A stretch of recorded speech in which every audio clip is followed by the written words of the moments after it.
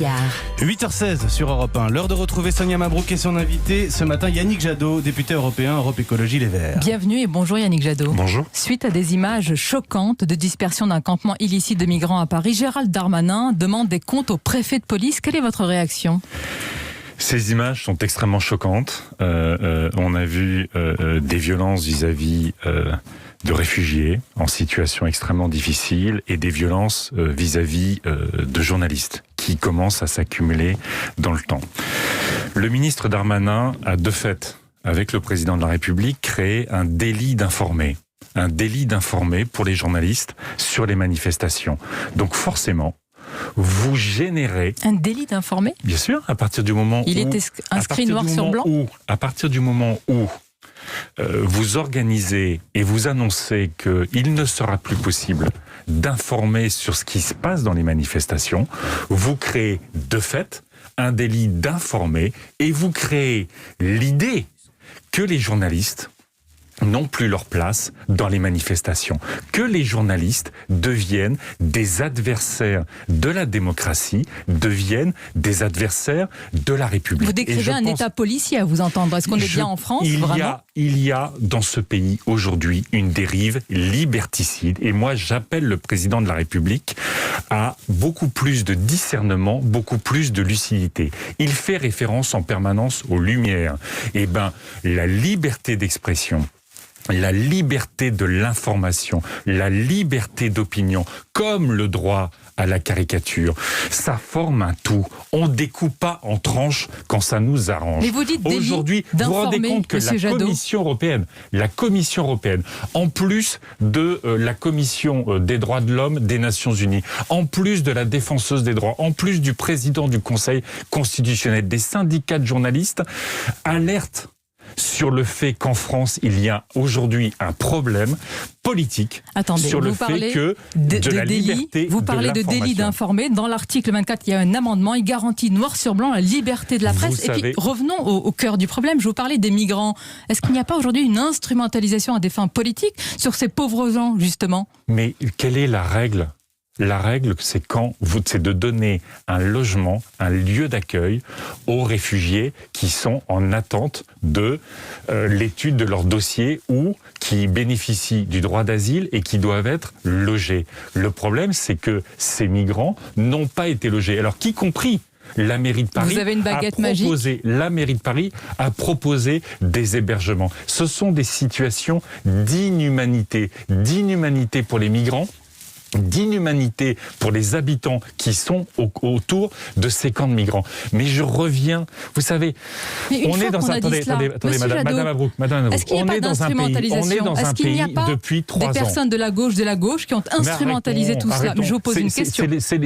C'est les politiques qui instrumentalisent une mauvaise politique de l'État. Ça fait 3 ans dans notre pays on est dans une situation qu'il n'y a nulle part ailleurs en Europe. On a eu une trentaine d'éborgnés, on a eu des mains arrachées, on a des milliers de policiers qui sont blessés, des milliers de manifestants qui sont blessés.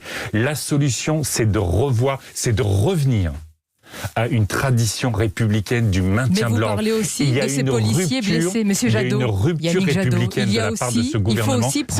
Il faut aussi protéger ceux qui nous protègent. C'est aussi l'essence de la loi sur la sécurité globale. La seule politique responsable pour protéger les policiers, c'est de revoir la stratégie de maintien de l'ordre qui est en dérive. D'accord, la revoir. Mais comment ? Mais dites-nous ce matin, si vous avez une stratégie de maintien de l'ordre, laquelle serait-elle ? De faire exactement comme nos voisins. Quand il y a une manifestation, il y a une discussion entre évidemment la préfecture de police et les organisateurs de la manifestation. Il y a une information permanente des manifestants pour isoler y compris les fauteurs de troubles. La stratégie de maintien de l'ordre... Ça a l'air tellement facile sur le papier, Monsieur Jadot, d'isoler les fauteurs de troubles. Tellement facile. Pourquoi est-ce que la France serait le seul pays où les manifestations se passeraient mal ? Et là, il y a une responsabilité d'Emmanuel Macron dans cette rupture sur la tradition républicaine de maintien de l'ordre. Je l'appelle à revenir sur cette loi sécurité globale qui nous met, où le monde entier notamment les Elle sera démocraties, soumise parce que je ne parle pas au des vote cet dictatures. après-midi. Les démocraties regardent la France avec beaucoup d'inquiétude et nous, en France, nous devons, comme Monsieur le dit le Jadot, est-ce qu'il y a président un du risque Conseil... démocratique à vous entendre ce matin? On a S'il y a une l'impression que dérive c'est un État liberticide. policier que vous décrivez. Mais écoutez, quand on revient sur la liberté d'informer, quand on revient sur la liberté d'opinion, le droit à la vie privée, il y a une dérive liberticide qui est dangereuse.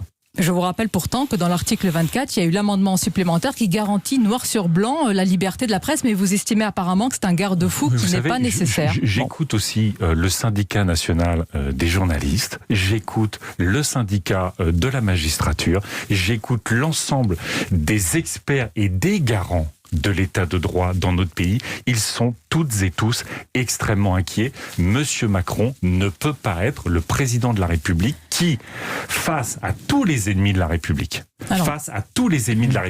celui qui devient un président liberticide.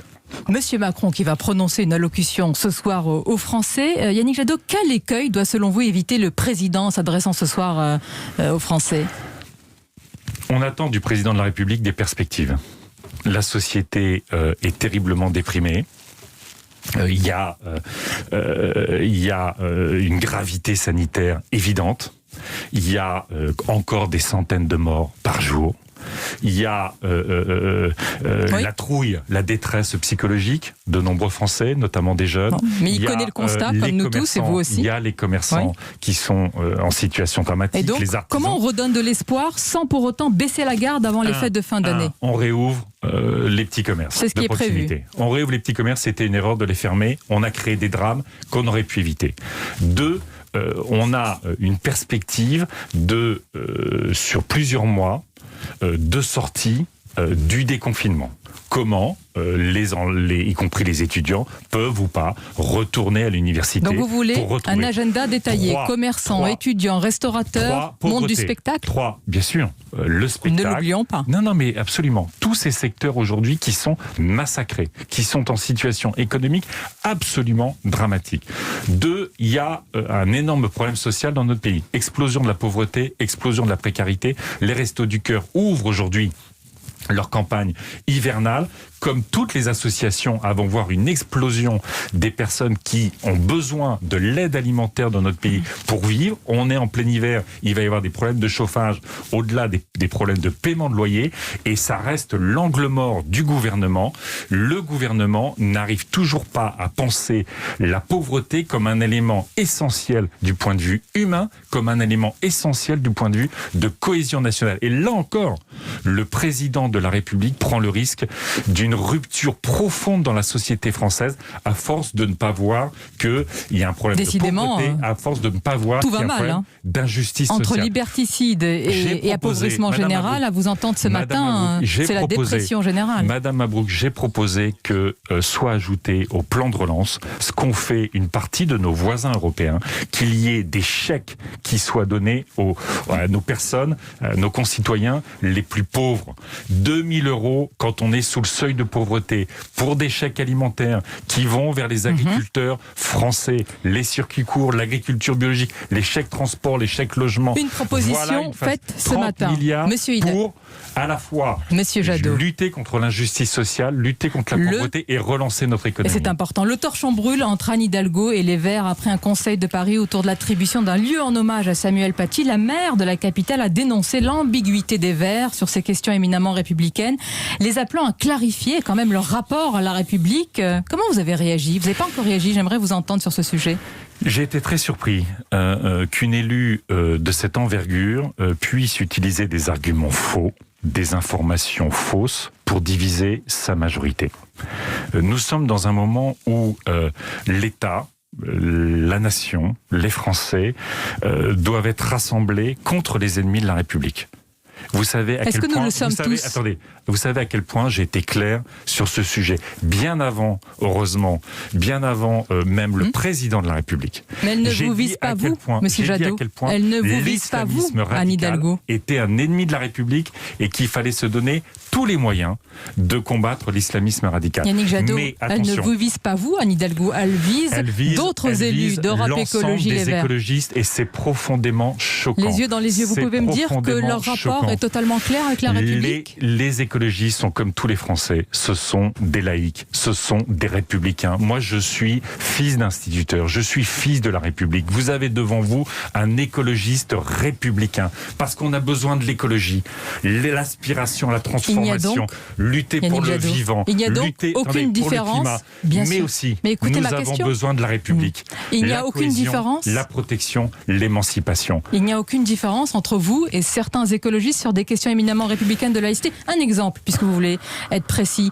Voilà ce que vous disiez, et vous le pensez toujours, par exemple, sur le burkini. Vous dites ça n'a rien à faire dans une piscine. Je vous cite Julien Bayou qui dit on ne peut interdire à une usagère de porter un voile ou un burkini, en tout cas pas au nom de la laïcité. Les écologistes aujourd'hui sont comme toutes les forces politiques, doivent être comme toutes les forces politiques intransigeants sur la question de la laïcité. La République, c'est la laïcité. La laïcité, c'est la République. Mais attention, il faut rassembler notre camp. Parce que lutter pour la République, c'est lutter contre les ennemis de la République, mais c'est aussi lutter pour la promesse républicaine.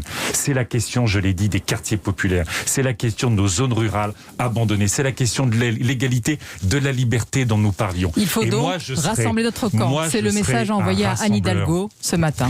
Il y a des divisions de posture qui se sont installées au sein du camp de la gauche, des progressistes et des écologistes. Moi, je porterai toujours ce rassemblement. Nous avons besoin d'une grande alternative en 2022. Je porterai l'écologie sociale et républicaine. À bon entendeur, le choc est déjà lancé. Merci Yannick Jadot d'avoir été notre invité ce matin. Bonne journée à vous ainsi qu'à nos auditeurs, bien sûr.